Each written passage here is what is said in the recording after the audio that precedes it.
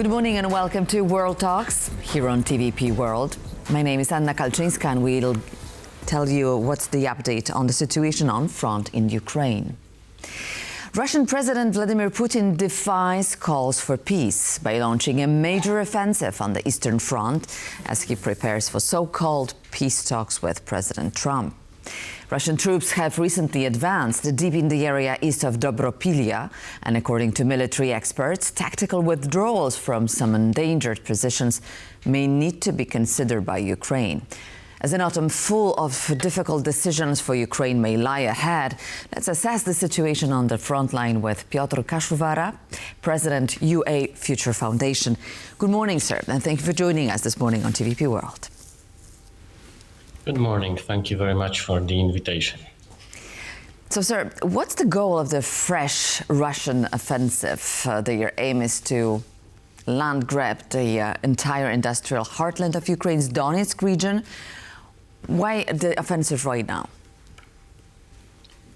This goal is very clear for a long time because Russia has been preparing these kind of moves for about 2 years, I would say, since they took over Avdiivka. We could know that Russia will try to get to the main roads and cut logistics for Ukraine. And it unfortunately almost happened a few days ago. Just in 24 hours, we have seen huge and very important moves of Russian army to the direction of city Dobropilia, that you mentioned just before. Why it's important? Because if you go to Donetsk region from Dnipro, one of the biggest cities of Ukraine, so if you are driving from the west to the east, you have only two roads. One of those roads through Pokrovsk is already under control of Russia since few months. Maybe not under the whole control, but it's very difficult to move through this road. So we can say that Russians blocked this road some while ago. That's why Pokrovsk was very important, because it was very important logistic point on this map. And the second road that Ukrainians started to use after Russians took control under this main road was a road through Dobropilia. And unfortunately, Donbas is very wild region, not so rich of roads, and this is the last road that is heading from the west to the east.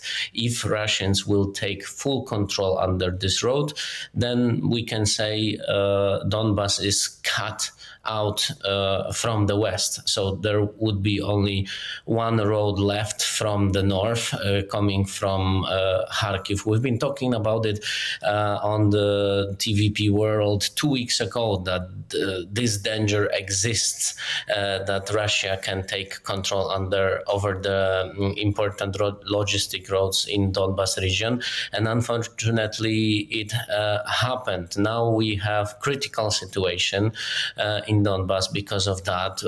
Today morning, I have seen words from Maxim Zhorin, one of the commanders of 3rd Assault Brigade, and he is saying that Ukraine needs more troops, Ukraine needs more moves, Ukraine needs more decisions also to push back Russians, because there is a high risk for the country to lose whole Donbas region. Obviously, the government, Ukrainian government, is trying to soft this kind of communiques, and they are saying that this is only information background that Russia is trying to create before Trump and Putin meeting on Alaska.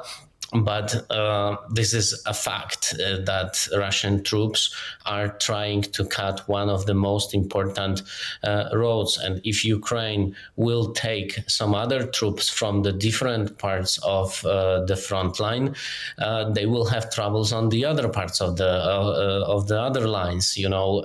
So situation is very, very difficult, because this area where we see fights right now is very flat, is full of small rivers. It's very hard to protect, but also it's very hard to do the offensive on this area. So there is still a chance for Ukraine to push back. Exactly. Russian troops. I was going to ask. We will get to the forthcoming negotiations and also the demands of the Russians, as quoted by Corriere della Sera today. But let us go back to the situation, to assessment of what's on the battlefield right now. US-based think tank Institute for the Study of War says it might be premature to call the Russian advances into Dobropilia area an operational level breakthrough.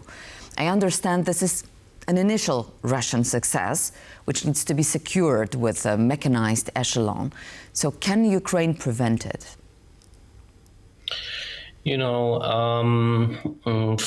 Very famous Polish football coach Kazimierz Górski has been saying always that until the game is running, we still have a chance to win.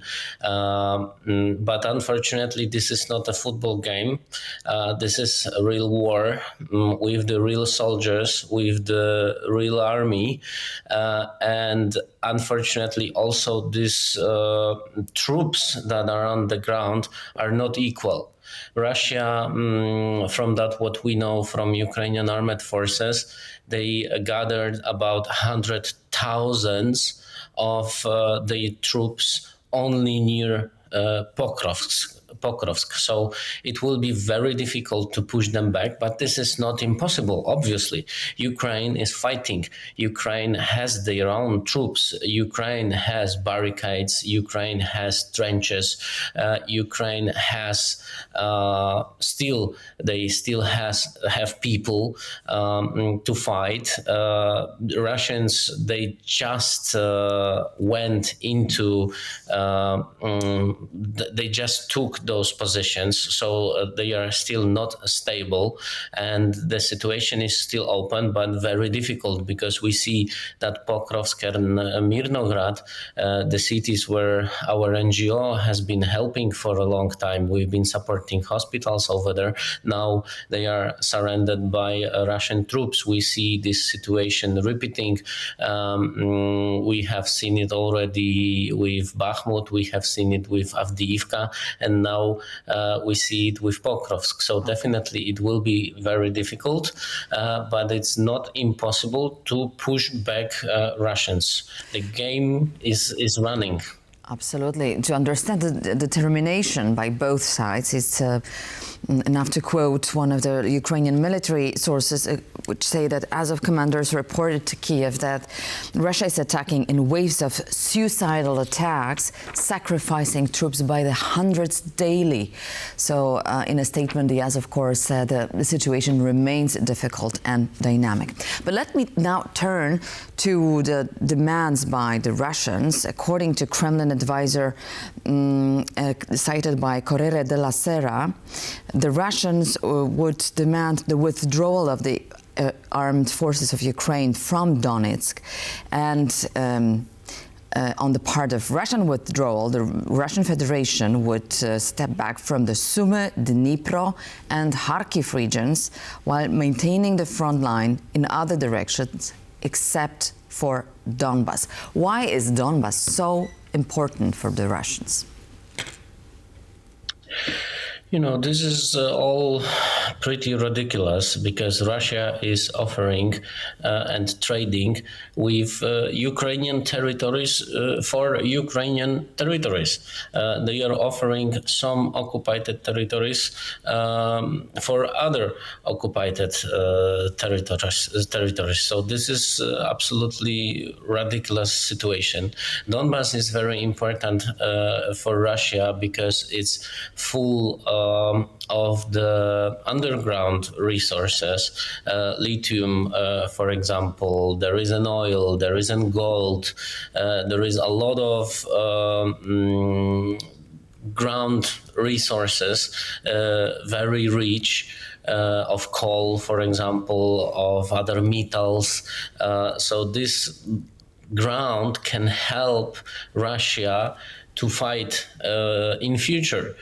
This ground was the ground that stopped Germans during the Second World War when they have been trying to move to the east, and now this ground is stopping Russians from going to the west.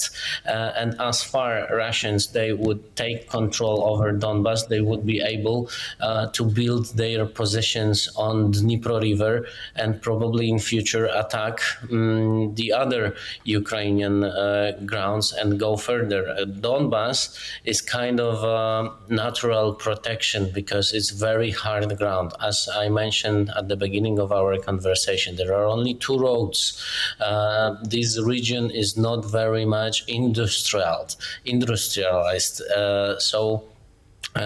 It's very difficult for the army to move. It's full of valleys, it's full of rivers, it's full of swamps, lakes, and forests, for example. So it's really difficult to pass Donbas. If Russians will pass Donbas, they will be able to attack further. And this is definitely, and also support their army, with money that they will earn on all of the coal mines, for example, that are placed in Donbas. Donbas was responsible for over 50% of Ukrainian GDP until 2014. Mm-hmm. So this region was very, very rich and giving a lot of money.